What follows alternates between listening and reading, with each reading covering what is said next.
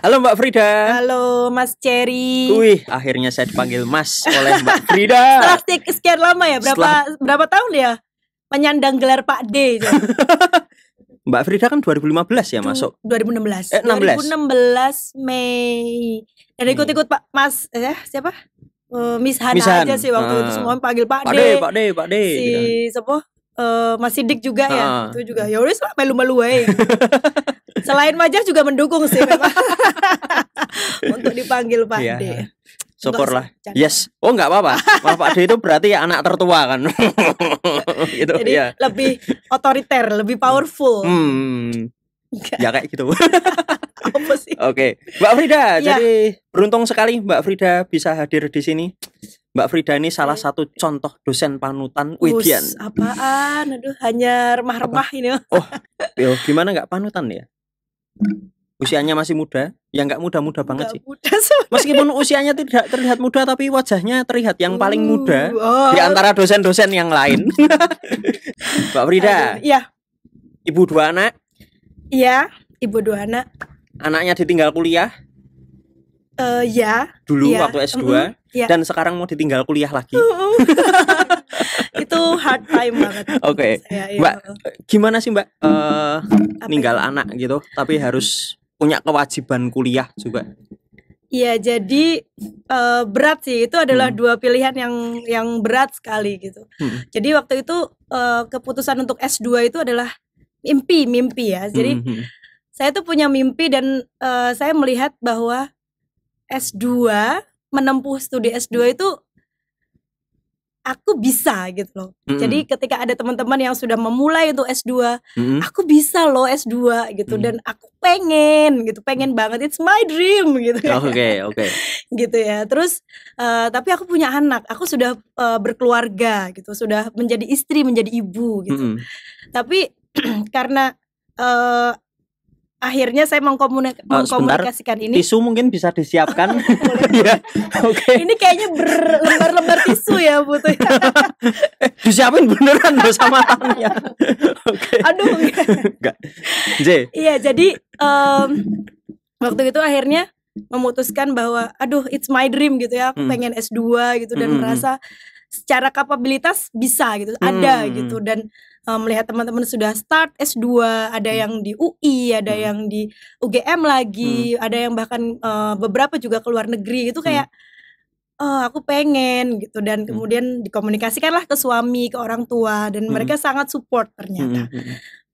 Nabung lah itu nyicil nabung Pak D. Pak D lagi ya. nyicil nabung dengan kaleng bekas waktu itu. Kaleng bekas sedapatnya berapapun uang di situ dimasukin.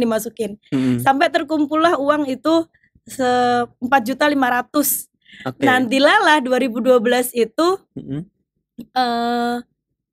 uang SPP S2 antropologi itu udah naik jadi 7,5.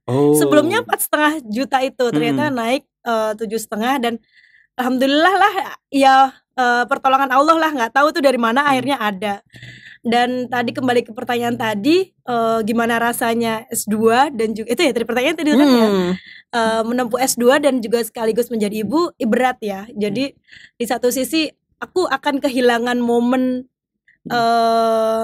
kebersamaan dengan anak ya, anak terutama waktu itu. Karena Naja, anak saya itu dia masih 7 bulan dan pasti butuh-butuhnya ibu gitu ya, butuh-butuhnya ibu di sampingnya, mendampingi setiap saat detik, saat dia butuh apapun dia butuhnya ibu. Tapi kalau waktu itu memilih S2 akhirnya ya pastinya nggak bisa, momen itu akan hilang gitu kan. Dan tapi mikirnya lagi it's my dream gitu, jadi aku juga akan kehilangan my dream gitu. Kalau misalnya enggak deh aku enggak S2, aku anak aja gitu. Impian itu akan kebawa sampai nanti. Jadi aduh it's my dream gitu. Jadi akan kebawa entah sampai kapan gitu kalau itu enggak terwujud gitu loh Pak De. Terus akhirnya dikomunikasikan dan ya udah gitu, enggak bisa kalau semuanya intinya kamu bukan passionmu yang harus ibu rumah tangga, itu kata suami seperti itu. Kamu bukan tipe yang ibu rumah tangga di rumah 24 jam dan ngurus anak full, itu that's not you gitu. Kata suami. Dan alhamdulillah sangat mengerti. Suami gitu. juga pakai bahasa Inggris gitu. Iya. Wih tuh kowe. Enggak, aku bayangin Mas Samsul pakai bahasa Inggris. Oke. Enggak sih. Okay. Dia sangat mengerti bahwa kamu tipenya bukan yang kayak gitu, dan ya udah go on gitu. Kalau misalnya kamu pengen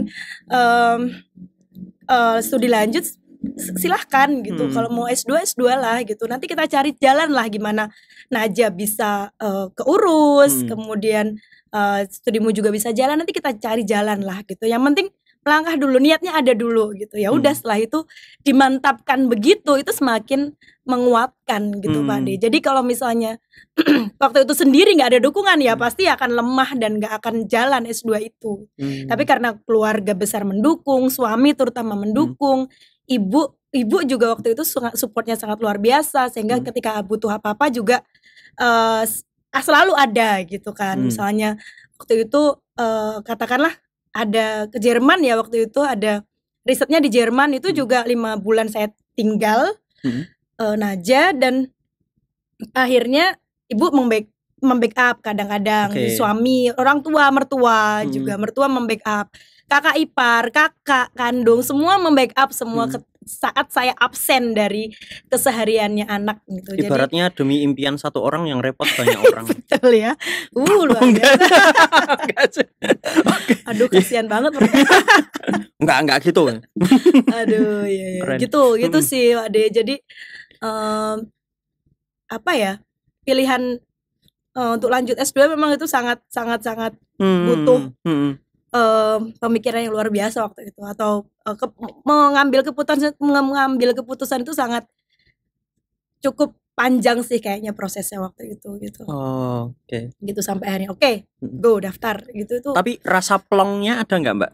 Plongnya itu kapan? Plongnya ketika impianmu itu tercapai gitu. Ya saat sudah lulus, wisuda. Langsung ya. Saat wisuda, ya ampun aku bisa ya gitu. Aku bisa.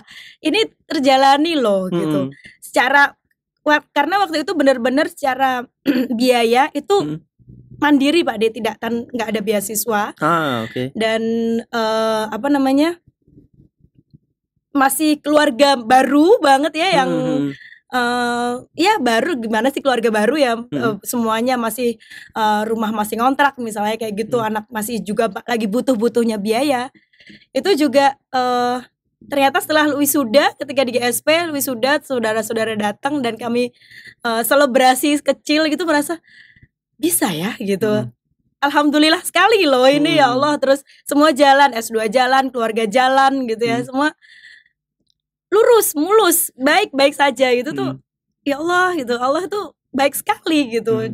Dan Allah, keluarga itu juga baik sekali gitu. Dan intinya tuh ketika ada niat dan itu kuat, udah gitu. Intinya entah itu pertolongan atau gimana, itu alam mendukung gitu. Allah pasti akan memberi jalan gitu sih Pak De.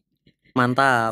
Ini balik Pak De lagi ya, karena susah menghilangkan itu. Gak apa-apa ya? Oh gak apa-apa, saya malah seneng karena seolah-olah kita udah kenal lama gitu loh.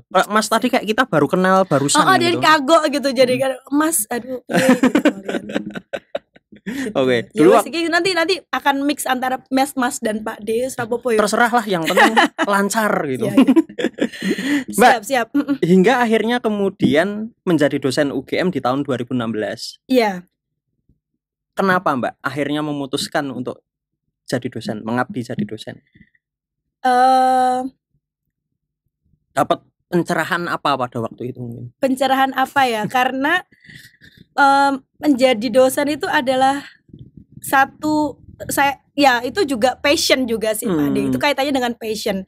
Jadi nggak tahu, saya tuh suka yang bau-bau akademis dari dulu. Jadi semenjak kuliah itu kayak ibaratnya teman-teman di semester 5, semester 4 itu udah bosen kuliah. Itu enggak gitu. Aku nggak merasa bahwa asik kuliah, datang ke kampus, duduk ngerjain tugas, dengerin dosen, itu kayak fun, seneng banget gitu. Berada di dunia akademis, meneliti, terjun ke lapangan, ketemu orang gitu. Itu kayak ya ampun seneng banget itu, duniaku sekali gitu. Sampai ketika sebelum lulus ketemu, dikenalkan sama satu peneliti dari Toronto, orang Italia sebenarnya. Nah, beliau meneliti tentang jamu di Yogyakarta, dan salah satu dosen mengenalkan saya untuk menjadi asisten beliau. Itu semakin wow, ini asik banget, dunia meneliti, dunia tahu apalah akademis lah. Kadang juga diskusi dengan beliau, Ibu Costanza, berdiskusi dengan beliau terkait dengan hasil-hasil penelitian, data-data yang ada, menganalisis bersama. Itu kayak wow, it's so fun gitu. Dan akhirnya jatuh cintalah intinya pada dunia akademik seperti itu. Dan menjadi asisten peneliti juga tidak hanya berhenti di situ. Ketika tahun 2012 atau 13 ya, saya lupa. Itu Ibu Costanza datang lagi dan bersama dengan temannya lagi, orang Kanada. Dan ya sudah, itu semakin wah, kayaknya aku harus lanjut nih gitu. Kayaknya udah deh di passionku di bidang-bidang akademik, penelitian seperti ini gitu. Dan akhirnya belum ada bayangan, sebelumnya belum ada bayangan bahwa oke, ke dosen aja deh.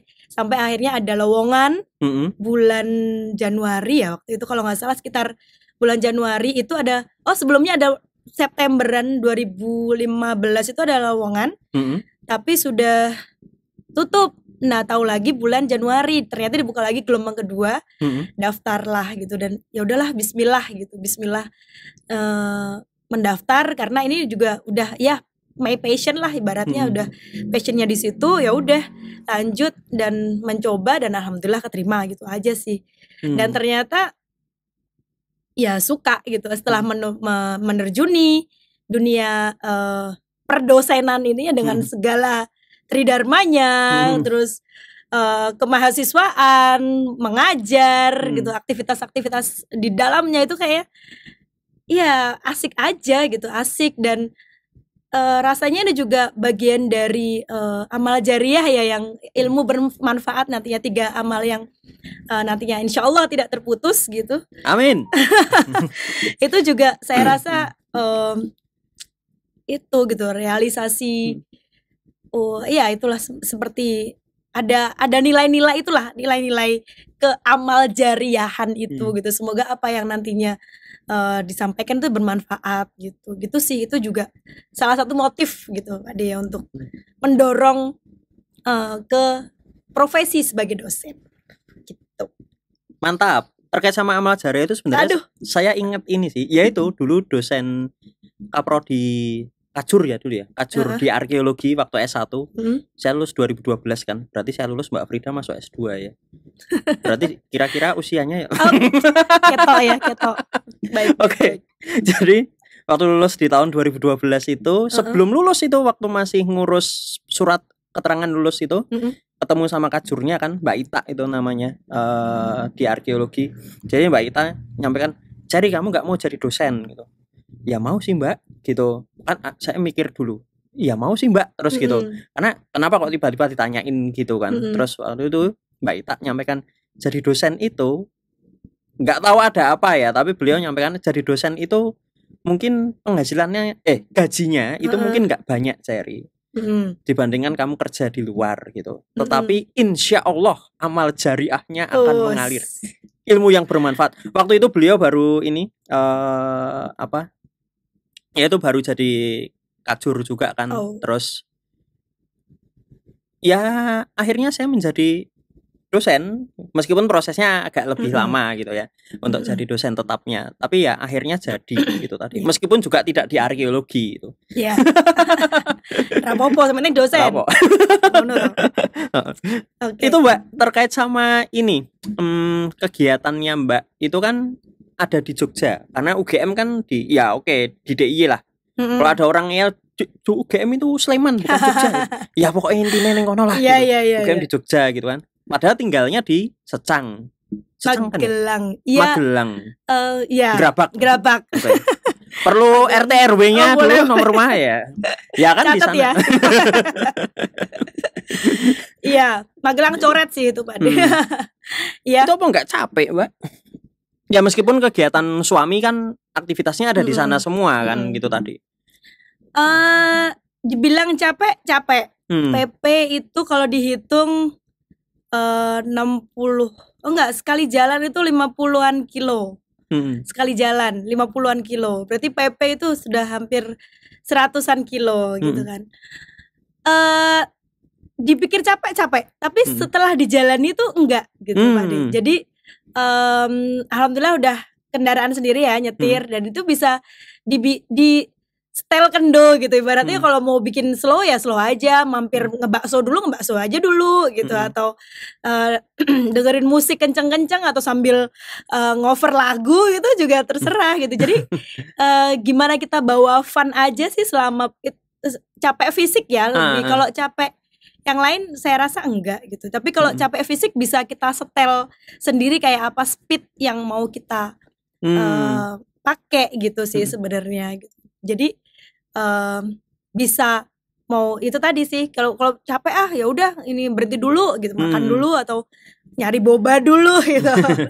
Ya udah turun aja dulu gitu misalnya gitu, atau pengen cepet sampai gitu. Itu ya udah bisa cepet gitu. Jadi tapi alhamdulillah karena sudah menjadi rutinitas itu jadi kayak ya udah nggak kerasa sih capeknya gitu. Bahkan setelah sampai rumah dan istirahat sebentar itu udah bisa ngapa-ngapain, beres-beres, ngapain, masak untuk makan malam lagi, apa sedikit masakan untuk makan malam, atau belajar sama anak atau bercanda sama anak-anak, itu udah ya udah biasa aja gitu setelah lama. Jadi Mbak itu masih udah bolak-balik kerja, masih masakin keluarga juga? Kadang beli. Udah mau saya puji loh ini padahal. Oke. Tergantung gitu. Kalau ada request Bunda, Bunda beli gitu ya apa gitu. Oke. Berarti udah nggak masak. Tapi kalau enggak, tadi di rumah masih ada ini sayurnya. Udah tumis apa, sawi apa begitu, tinggal udah gitu aja udah. Itu gampang. Dan kebiasaan ini Pak De, kadang bawang beberapa bumbu tuh udah dikupasin, jadi tinggal dicoper gitu, atau cuma di cincang halus gitu. Jadi gimana caranya biar aktivitas permasakan ini seefisien mungkin, itu sudah ditata lah gitu. Diusahakan sudah ready made gitu, ready made food gitu. Jadi tinggal plung dah, itu tidak membutuhkan waktu lama juga gitu. Jadi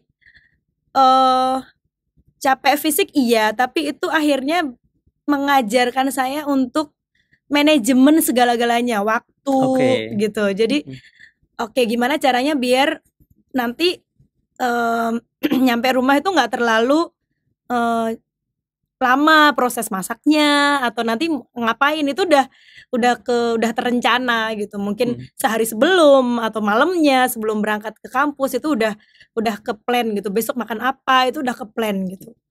Gitu sih Pak De. Termasuk ketika sebelum berangkat ke kampus tuh juga udah harus, makanan besok udah harus siap di kulkas gitu, bahan makanan. Jangan sampai belanja dulu di pasar gitu, udah nggak keburu waktunya gitu. Jadi itu juga akhirnya menuntut saya untuk bisa lebih memanage gitu. Jadi ada sisi positifnya juga gitu, akhirnya untuk bisa ini manajemen yang lain gitu terkait dengan jarak ini tadi. Itu waktu sebelum pandemi ya. Ketika pandemi ini rutinitas itu terjadi ketika sebelum pandemi. Pas pandemi ini kan kemudian rutinitasnya mungkin berubah gitu. Mungkin lebih banyak di rumah. Ada bedanya nggak Mbak ngajar di rumah? Ya tentu ada gitu. Tetapi yang paling mungkin menjadi kekurangan terbesar ketika kuliah itu daring gitu misalnya. Di keluarga atau di kuliahnya? Keduanya. Oke. Begitu pandemi masuk gitu ya, dan semua daring, bingung jujur gitu ya, jujur saya sendiri bingung gitu ya, kayak ini kuliah mau diapain gitu. Pertama ini kuliah mau diapain ya, yang biasanya apalagi bahasa Inggris gitu, yang biasanya ada beberapa aktivitas yang saya biasanya nge-share kertas, game-game nggak tahu, sehingga nanti mahasiswa aktif gitu ya, apa tukeran, exchange informasi dengan peer groupnya mereka, dengan teman-teman sekelas gitu. Tapi ketika itu aduh ini harus gimana itu kayak masih blank gitu, sampai akhirnya ya setelah itu banyak ya ada pelatihan lihat dari temen, bikin beberapa pakai Google Classroom dan ada Elok, itu juga akhirnya kebantu juga akhirnya menggunakan beberapa media itu. Itu teratasi sih kalau misalnya terkait dengan kuliah, cukup teratasi awal-awal pandemi, sampai sekarang pun juga sudah cukup bisa beradaptasi dengan pola perdaringan ini. Tapi awal-awal pandemi itu gejolaknya malah di keluarga. Keluarga ini apa ya? Terkait kuliah ya?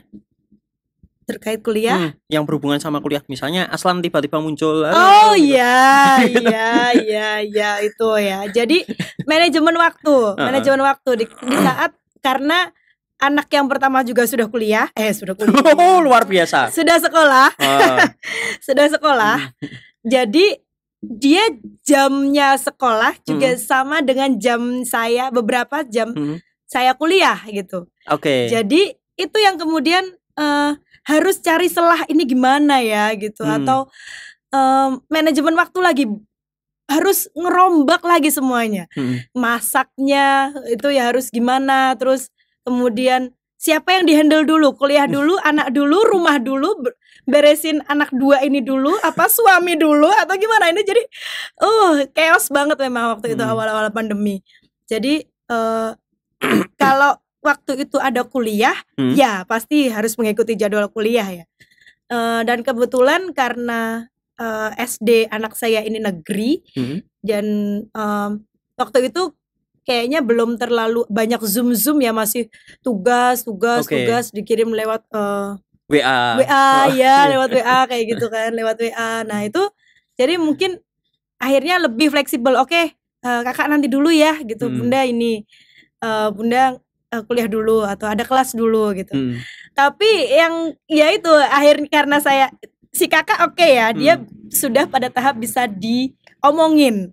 Si ade yang kemudian aduh ini belum ngerti dia, saya tahu, dan itu kadang nggak bisa berdamai. Kadang aduh no kamu itu aduh aku mau perfect di depan mahasiswa gitu kan, ketika ngomong, ketika menyampaikan materi perfect kayak di kelas, nggak ada gangguan gitu. Tapi ketika dia bunda pipis, sebentar ya, udah off cam dulu, lari dulu, atau off cam tapi suaranya masih off cam sama ada suara gerujuk. Iya gitu. Jadi kadang bunda udah itu loh, kadang bertengkar, kadang ada suara TV masuk karena mereka jadi ya akhirnya harus legowo gitu Pak. Ini kondisi tidak perfect gitu. Jadi kamu jangan mengharap semuanya bisa berjalan perfect gitu. Itu butuh proses. Dan marah-marah, uring-uringan itu melewati masa itu di awal-awal pandemi gitu Pak. Jadi merasa nggak bisa, aku harus perfect gitu, harus tampil sempurna, materiku harus sampai dan bisa dipahami dengan baik misalnya kayak gitu. Tapi nggak bisa kondisinya begitu, kadang suara masuk, kadang anak-anak yang bertengkaran gitu, atau ya gitulah, terutama si kecil yang minta ini, minta itu, minta disuapin, tidak jarang gitu, kadang sambil gimana gitu, sambil nyuapin gitu. Bunda itu, oh ya gimana, jadi kayaknya masih aduh gitu. Ya udahlah gitu. Dan saya rasa juga mahasiswa bisa mengerti sih kondisi-kondisi yang seperti itu gitu sih. Jadi lucu nggak sih? Jadi aduh, yang ya gitulah. Jadi saya merasa bahwa kuliah itu adalah sesuatu yang formal, sakral gitu ya, formal, sakral. Tapi ketika itu harus diadakan atau diselenggarakan secara daring seperti ini, dan kondisinya dengan kerumitan ibu rumah tangga gitu ya, itu juga akhirnya ya udahlah gitu, lunturlah nilai-nilai formalitas dan sakralitas itu gitu mungkin gitu. Oke. Iya. Ya saya nggak tahu, mungkin karena saya waktu kuliah jarang formal ya, jadi iya, gimana itu? Iya sih kalau di Arkeo ya. Bukan, ngajarnya pun juga sama aja. Jadi nggak formal banget, iya ya nggak sih? Tapi katanya Mbak Frida juga bukan yang formal dalam tanda kutip kaku gitu kan? Enggak sih. Cuman merasa bahwa jangan main-main gitu loh, merasa gitu kan. Jadi ketika ini ada anak itu kan kayak nggak serius itu loh Pak De, merasa ya niat gak sih ngajar gitu ibaratnya kan kayak gitu, jadi merasa kayak gitu di refleksiku sendiri gitu loh, gitu sih. Oke. Tapi waktu akhirnya lambat laun bisa menerima gitu bahwa oke, jangan berharap perfect ini karena kondisinya juga nggak perfect gitu sih. Oke, siap. Aduh. Nggak ada kondisi yang perfect. Iya. Oke, Mbak. Asik gitu terkait sama ngajar gitu. Tapi kalau disuruh milih nih, ngajar luring atau daring terkait sama keluarga dan mahasiswa?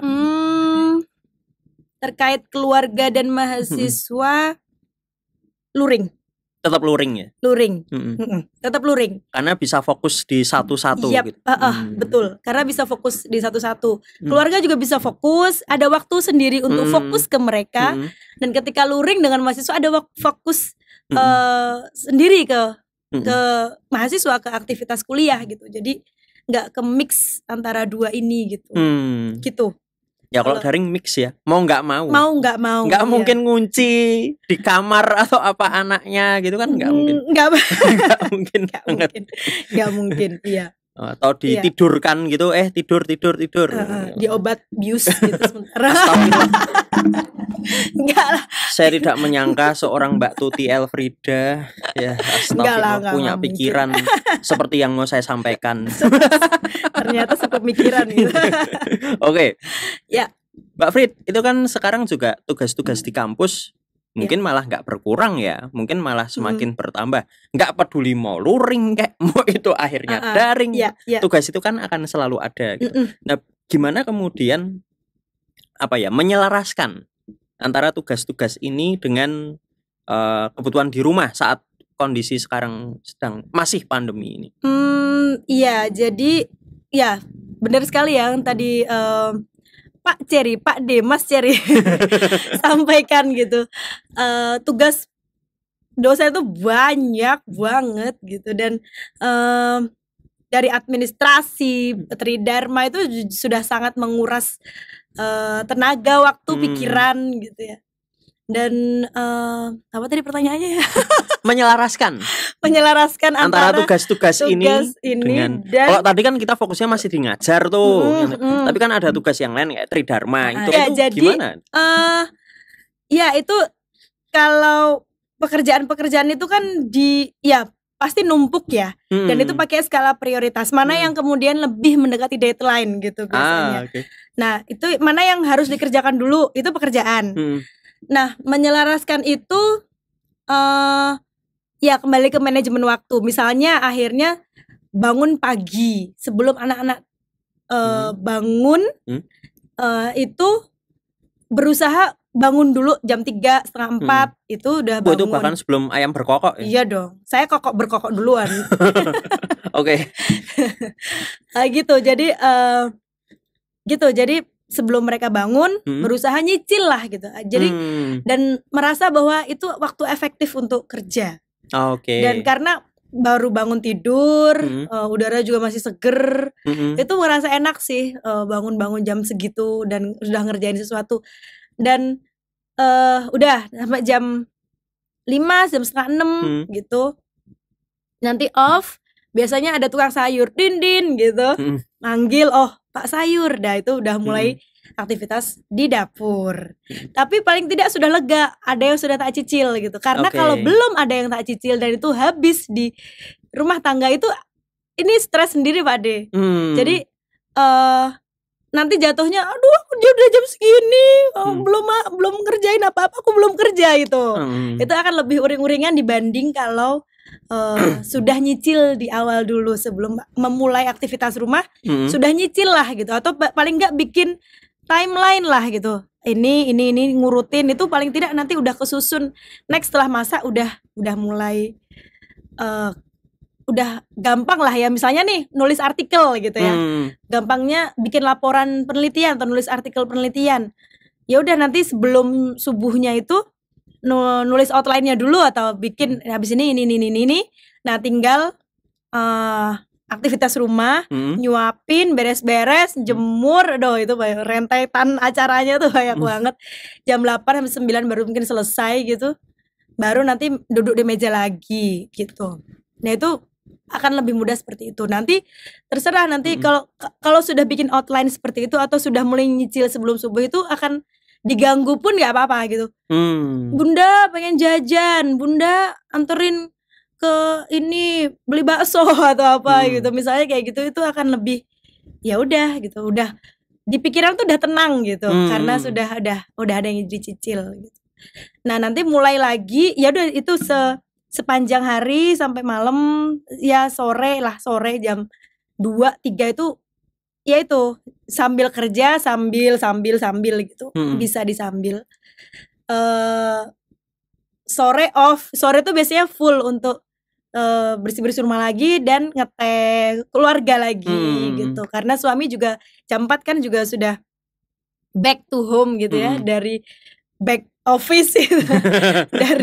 dari belakang rumah itu, jadi kembali lagi ke rumah dan kita biasanya di situ nonton, yang ngobrol-ngobrol, ngeteh, makan-makan cemilan gitu-gitu.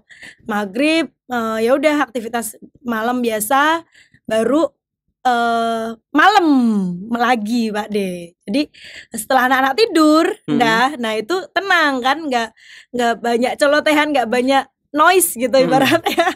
Nah, itu bisa fokus lagi kerja gitu, yang lebih serius baca atau yang, soalnya saya orang yang nggak bisa noise kalau misalnya, apalagi kalau terkait dengan artikel ya, yang itu harus fokus baca atau nulis, itu nggak bisa kalau terlalu banyak noise tuh nggak bisa. Jadi waktu yang tepat untuk yang kalau misalnya cuma bikin PowerPoint itu bisa lah gitu, ada noise, keganggu anak-anak bisa.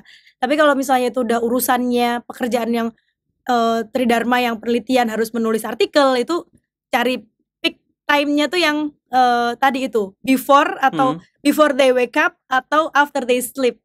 Oke. Gitu. Jadi gitulah. Gitu, menyelaraskan dua hal antara pekerjaan dan keluarga. Ngoten. Mantap. Saya mikir ada untungnya juga ya belum berkeluarga gitu. Tapi tidak ada alasan untuk menunda berkeluarga. Iya, nggak ditunda. Tunggu waktu yang pas saja. Siap. Santai, pasti akan terjadi. Saya bukan yang terus nggak apa-apa ding. Boleh curhat. Oh enggak, tidak di sini. Di sini bukan tempat untuk curhat bagi saya. Siap. Curhatnya orang lain saja. Siap. Gitu. Mbak Frit, ini Mbak Frit kan ada kemana dari terima di mana? Yokohama University ya? No, Hokkaido University. Yang ada di Jepang gitu, untuk kuliah S3 gitu. Iya, alhamdulillah. Alhamdulillah. Iya, itu nanti ditinggal lagi dong. Iya. Itu juga proses menentukan itu panjang sekali Pak De. Jadi sebenarnya pengennya tuh banget Inggris. Oke. Inggris itu karena praktis sih alasannya, karena bahasa. Oke. Bahasa karena nggak usah belajar lagi lah bahasanya, udah maksudnya ya udah English udah ya walaupun cuma praktis lagi ya di Indonesia no. Tinggal milih. Enggak sih, kalau di Indonesia nggak mau. Godaannya terlalu besar. Iya. Nggak fokus gitu ya. Jadi kenapa pokoknya nggak di Indonesia gitu.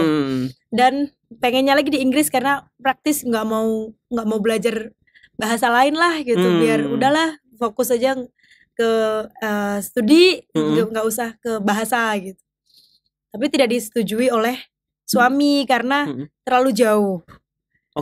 Terlalu jauh yang harus menempuh katakanlah 15 jam perjalanan udara, belum transitnya gitu kan. Dan iya, jadi ya udah akhirnya ya udah mana yang disetujuin gitu, yang boleh mana, apa yang mau Indonesia, yang deket mana Malaysia, jangan Malaysia, mostly rankingnya masih di bawah Indonesia, di bawah UGM gitu kan, jangan, terus mana Jepang boleh nggak gitu. Ya udah akhirnya dibolehkan lah akhirnya gitu. Tapi itu juga ya enggak ya, maju mundur sebelum akhirnya memutuskan untuk oke, aku apply gitu tuh. Itu maju mundurnya cantik maju mundur cantik ya. Jadi maju mundur kadang bener gak sih pilihanku untuk studi lanjut ke luar negeri gitu. Ini si kecil terutama yang kecil masih butuh aku banget gitu. Ya kalau yang gede mungkin bisa udah ya, dia punya temennya sendiri, dia lebih bisa memanage dirinya sendiri kan gitu dibanding yang adiknya. Nah, ya udah waktu itu kepikirannya aduh, tapi kembali lagi kayak yang tadi itu pada yang waktu S2, kalau misalnya aku enggak tak wujudin, itu nanti sampai ke bawah, sampai mungkin aku tua, bahwa aku nggak mau di Indonesia gitu, aku masih mampu di luar negeri. Itu sama seperti gejolak ketika S2 gitu loh Pak Ade. Dan ya alhamdulillah ya lagi-lagi suami terutama ya iyalah yang pastinya membackup nanti semuanya kan. Dan ya udah gitu, yang di rumah nggak usah dipikirin gitu. Bunda tuh memang butuh pengembangan, yang namanya dosen itu pengembangan ilmu itu harus jauh gitu, ibaratnya nggak bisa gitu, harus pengembangan ilmu harus jauh, harus luas, harus tahu sana membandingkan sana saya berkembang ilmunya demi mahasiswa, demi gitu deh, sakit mahasiswa nih gitu. Intinya kayak di supportnya tuh luar biasa. Butuh tisu sekarang. Butuh suami ya? Mungkin suaminya mau dipanggil. Gitu. Jadi gitu sih. Oh iya gitu. Dan ya udah bismillah, mantap. Dan apply pun juga gitu ya, ketika apply ya udahlah, kalau ini apply ya masih pilihan manusia gitu. Dan wallahu a'lam, kalau misalnya nanti pun aku nggak terima ya mungkin Allah sudah kayak yang Allah bilang terbaik itu ya nggak keterima ini gitu. Dan mungkin kamu harus di Indonesia atau di mana gitu. Lah kok dilala keterima. Jadi ya sudah, ini iman dengan qada dan qadar gitu. Akhirnya ya udah, ini takdir dari Allah gitu, yang mama harus ya sudah, ini insya Allah yang terbaik. Dan ketika kemarin diterima juga ngobrol lagi gitu, ya diterima gimana, ini gimana, ya udah gitu, dari diniati dari awal, ya wes mantep gitu. Nanti anak-anak iki akeh sing ngurus gitu. Ibaratnya kan kebetulan rumah dikelilingi oleh saudara-saudara gitu. Jadi saudaranya dikelilingi rumah atau di luar dong? Iya, jadi pagar rumah saya tuh saudara-saudara. Jahat. Oke. Iya, jadi kebetulan tinggal di sekitar lingkungan keluarga. Jadi ada banyak orang yang akan membackup lagi ya, membackup saya ketika membackup keluarga, anak-anak gitu ketika saya absen gitu. Jadi dan kemungkinan karena risetnya di Indonesia untuk S3 ini kan, jadi halo Aslan. krik. Gak apa-apa, lanjut aja. Waktu risetnya di Indonesia? Iya, karena risetnya di Indonesia, jadi akan sering bolak-balik lah gitu. Jadi nggak full yang 3-4 tahun di sana tanpa melihat keluarga gitu kan. Enggak gitu. Kesini sih nak. Dasar siapa mainnya Lan? Adik. Ini benteng pertahanan di sana bobol ini. Iya. Pagernya terkoyak ini di sana. Hei, Adek sana dulu dong. Ya. Mau. Ya biar di sini. Oke. Oh, bentar lagi selesai. Sama itu. So, Kakak Tania. Copot. Kasih susu. Sayangku. Nanti tak pasang ya. Nah, dibiarin aja. Nggak, saya copot nanti malah. Dicekal Mbak Frida. Oke. Ini kayak gitu nanti diedit kan ya? Oh, enggak lah. Ada asal masuk gak Bapak? Enggak apa-apa. Cius. Lah nanti ndak ngulangi pembicaraannya. Oh ya wes. Enggak apa. Oh, cuma sebentar. Loh, balik lagi. Udah, Adek minta itu main HP-nya Bunda boleh tuh. Tapi di sana. Kalau ini dipotong tadi. Karena bundanya kelihatan galak. Kamu salah. Nah, ini enggak dipotong. Oke. Kembali lagi ke masalah kuliah itu yang di luar. Saya setuju sekali dengan hasil yang terbaik gitu loh, Mbak. Maksudnya apapun itu hasilnya itu yang terbaik. Walaupun kita tidak melakukan yang baik ya kuwi hasil yang kamu dapat itu yang memang paling pantas kamu dapatkan saat itu kan gitu. Iya benar. Jadi waktu itu tanggal 17 Februari itu online 2022 kemarin. Iya. Online oral examination. Diuji 4 profesor dari Hokkaido University dan bahasa Inggris. Expert semua di culture and tourism. Dan mereka pertanyaannya bervariasi banget ya. Dan saya merasa jawaban saya tuh kurang memuaskan, Pak D. Jadi aduh, kok jawabanku gini ya, itu setelah ujian. Diambil aja Aslan, boleh dibawa? Iya udah. Nggak apa-apa, itu nanti nggak apa ya. Saya pasangin. Udah. Mau diambil? Ya boleh. Ya. Dah. Tapi di sana sama Kakak Tania main. Jadi ngulangi lagi nggak? Enggak. Oh. Tadi apa? Terakhir apa ya? Iya, jadi diuji oleh 4 profesor yang semuanya expert di culture and tourism dengan berbagai pertanyaan yang sangat bervariasi dan merasa bahwa jawaban-jawaban yang saya sampaikan itu kurang memuaskan. Aduh, kok jawabanku kayak gitu ya? Aduh, kurang akademis gitu. Terus pengetahuannya masih sangat minim gitu. Jadi dan pengumumannya tanggal 25 Februari. Jadi 8 hari setelah ujian ini akan ujian lisan tadi keluar pengumuman diterima atau tidaknya. 8 hari ini full of stress. Jadi stres, diterima enggak? Ya pasti berharap diterima. Tapi menyadari bahwa ini jawabanku nih enggak memuaskan. Jadi kalau kamu enggak diterima ya wes emang segitu, kamu pantas enggak diterima karena jawabanmu enggak memuaskan gitu, ibaratnya kayak gitu. Nah, terus itu 8 hari, tapi aku berharap ya Allah, aku juga pengen diterima. Terus tapi kamu harus siap loh Frida kalau misalnya. Jadi kayak self talk gitu. Jadi ngobrol sama diri sendiri, berdamai dengan diri sendiri gitu tuh terjadi selama 8 hari itu. Tapi saya itu akhirnya sampai keputus di tanggal 25 Februari itu dan diterima gitu. Dan ya udah, berarti ini jawaban Allah gitu, sudah terimalah ini yang Allah kasih gitulah, ibaratnya kayak gitu. Adik. Apa tadi mau ngomong tentang terbaik tadi apa sih? Udah itu. Gak usah diulangi. Gitu. Jadi ya udah itu, ini qadarullah lah kali ya. Sudah takdir dan ya udah jalanin gitu. Mantap. Iya. Ya semoga lancar Mbak studinya. Amin, semoga beasiswanya juga segera turun. Amin, mohon doa. Semoga keluarga bisa dibawa ke sana. Amin. Iya, itu. Kan ada kan. Kalau tahu kalau LPDP itu kan mengcover kan suami sama 2 anak apa ya kalau nggak salah. Iya, 2 anak yang akan tertanggung. Ya kecuali jenengan nambah 1 lagi itu nggak ditanggung kan gitu tuh. Belum. Kalau nggak salah 2. Kan udah lumayan banget. Kalau misalnya dapat.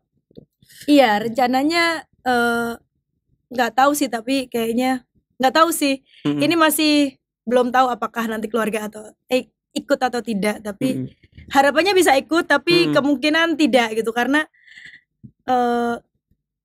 apa namanya, nanti setahun di sana teori, setahun harus ditolong aku di Indonesia untuk riset nanti kesana. Jadi kayak daripada mereka juga harus bolak-balik sekolah. Kalau misalnya pindah ke sana kan karuane gitu Pak Deh, sekolah pindah sekolah sana 3 tahun, tapi karena saya harus bolak-balik juga, jadi mungkin nggak ikut gitu sih. Oke. Gitu. Jadi ngalahi saya yang bolak-balik gitu aja. Gitu. Ya kalau ngalahin yang bolak-balik, ya kan di sana apa di sini nggak ada masalahnya kan keluarga. Kan yang bolak-balik cuma Mbak Frida. Ya tapi lek ning kono dhewe piye? Tapi kan lebih lama sama keluarganya. Waktu bersama keluarga. Ya nggak sih? Iya sih. Iya sih. Ya tapi terserah itu tadi ya, nunggu jawaban dari yang di atas. Betul. Itu juga kaitannya sama dengan scholarship-nya itu ya. Ya itulah, betul. Jawaban dari yang di atas nanti ngasihnya yang gimana, bentukannya itu juga nanti we'll see. Siap. Matur nuwun sangat Mbak Frida sudah berkenan datang sini. Sudah kenapa kayak bebas banget. Ini dari tadi kayak serasa kursi panas ini. Oh gitu. Oh iya. Oke, aduh, jawabanku bener gak ya gitu, kayak merasa kan pengalaman pribadi, nggak ada yang gitu bener, nggak ada yang salah kan gitu. Oke. Kan dirasakan sendiri, kecuali berbohong loh ya. Itu kan beda gitu. Insyaallah ini tadi sudah tadi tanda tangan ya, jawaban yang tertulis ini data yang diberikan gitu ya, harusnya ada insert formnya, data yang Anda tuliskan tadi sih biasanya kalau valid materai 10.000 gitu Pak Deh. Sebenarnya ini sih jawabannya tanpa paksaan gitu. Gitu. Sekali lagi matur nuwun sangat Mbak Frida, sekeluarga sudah mau datang ke sini. Sami-sami. Saya bahagia banget bisa diundang, sebuah kehormatan gitu ya. Sekali lagi sama seperti yang saya sampaikan di awal, yang lebih bahagia itu kami gitu. Karena ada yang mau berbagi bersama. Terima kasih. Saya juga senang berbagi ya. Semoga bisa menginspirasi. Enggak sih, siapa juga. Iya. Paling enggak kami berdua menginspirasi gitu. Iya, jadi berbagi aja sih gitu ya. Kali aja dengar cerita saya itu juga ada doa itu juga bisa. Betul. Urun doa itu juga sangat-sangat bisa. Sangat penting ya, yang penting. Namanya doa itu. Betul sekali. Betul. Enggak cuma usaha tapi juga harus ada doa. Doa itu part of usaha ya. No. Mengusahakannya dengan doa kan. Usaha fisik sama usaha. Betul part of usaha ya. Siap. Seperti itu. Matur nuwun sangat Mbak Frida. Sampai jumpa lagi. Sami. Ya. Sampai jumpa. Assalamualaikum warahmatullahi wabarakatuh. Waalaikumsalam warahmatullahi wabarakatuh. Ini yang terformal ini nganggo salam matur nuwun.